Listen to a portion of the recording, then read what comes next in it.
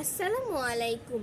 আবৃত্তি করছি কবি নাজমুল এইচ সবুজের লেখা কবিতা এলো খুশির ঈদ। গগন মাঝে চাঁদ এসেছে, খুকুমনির সাজ জেগেছে, বাঁকা চাঁদের ঝলক। আয় কি যাবি দেখতে সাথে, পাড়ার সকল সন্ধে রাতে দেখব একটু পলক। মা বাবা আর ভাই বোনেরা, আশেপাশের স্বজনেরা খুশিতে প্রাণ সাজে। ফিরনি পায়ে সব আয়োজন, একসাথে আজ করব ভজন, থাকবো সকল কাজে। কাটাকাটির জমবে মেলা, মাংস খেয়েই কাটবে বেলা।